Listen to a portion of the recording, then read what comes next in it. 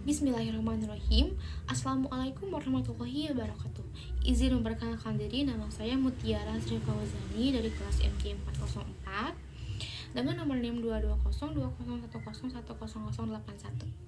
Tujuan saya membuat video ini, saya ingin menuntaskan ulangan akhir semester 4 saya di mata kuliah Perekonomian Indonesia yang akan ditujukan kepada Bapak Octavian Cahya Dwi Hardi. Di sini saya akan menjawab pertanyaan dari soal B dengan bobot 30%. Nomor 4. Di sini pertanyaannya ada, jelaskan hubungan antara Bursa Efek Jakarta, Bursa Efek Surabaya, dan Bank Indonesia dalam konteks pasar modal. Di sini saya menjawab, pada tahun 2007 BEJ dan BES dikonsolidasikan menjadi satu bursa tunggal yang disebut Bursa Efek Indonesia. Konsolidasi ini bertujuan untuk meningkatkan efisiensi dan efektivitas pasar modal di Indonesia. BEI sekarang menjadi satu-satunya baru saham di Indonesia, menggabungkan fungsi perdagangan saham dan obligasi yang sebelumnya dilakukan oleh dua bursa terhadap BEI, menyediakan platform bagi perusahaan untuk mengumpulkan dana melalui penawaran umum perdana atau IPO dan perdagangan sekuritas seperti saham, obligasi, dan derivatif. B juga bertanggung jawab untuk memastikan transparansi, efisiensi, dan integritas pasar modal Indonesia. BI tidak secara langsung mengatur pasar modal, tetapi kebijakan dan regulasinya memiliki dampak signifikan pada kondisi pasar modal. Misalnya, kebijakan suku bunga yang ditetapkan oleh BI dapat memengaruhi persepsi risiko dan pengembalian di pasar modal, sehingga mempengaruhi keputusan investasi oleh pelaku pasar.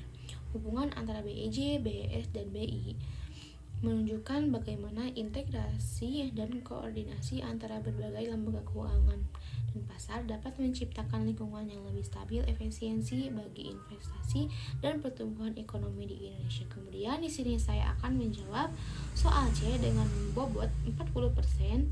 Di sini ada pertanyaan nomor 7, bagaimana hubungan antara demokrasi dan pertumbuhan ekonomi. Berikan argumen yang mendukung dan menentang pendapat bahwa demokrasi meningkatkan pertumbuhan ekonomi. Di sini saya menjawab, demokrasi umumnya memperkuat sistem hukum dan perlindungan hak properti. Kepastian hukum ini menciptakan lingkungan yang kondusif untuk investasi dan kegiatan ekonomi, karena investor lebih yakin bahwa hak mereka akan dilindungi dan peraturan akan ditegakkan. Demokrasi seringkali memberikan kebebasan ekonomi yang lebih besar, termasuk kebebasan berusaha dan berinovasi. Lingkungan yang mendukung kebebasan ekonomi mendorong kewirausahaan dan inovasi yang dapat memacu pertumbuhan ekonomi. Pemilihan umum yang sering dan perubahan kepemimpinan dalam sistem demokrasi dan menciptakan ketidakpastian politik yang dapat menghambat investasi jangka panjang dan perencanaan ekonomi. Hubungan antara demokrasi dan pertumbuhan ekonomi kompleks dan tidak selalu jelas. Demokrasi dapat menawarkan stabilitas umum, transparansi, dan kebebasan ekonomi yang dapat mendukung pertumbuhan ekonomi. Namun, demokrasi juga dapat menghadapi tantangan seperti ketidakstabilan politik, birokrasi, dan ketidakmampuan dalam mengimplementasikan reformasi yang diperlukan.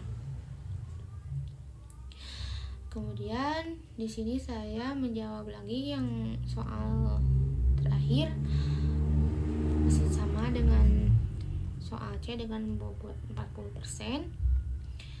Di sini saya mengambil pertanyaan nomor 8, uraikan permasalahan korupsi dan konteks ilmu politik, dan menurut Anda pribadi bagaimana upaya-upaya yang dilakukan untuk mengatasinya.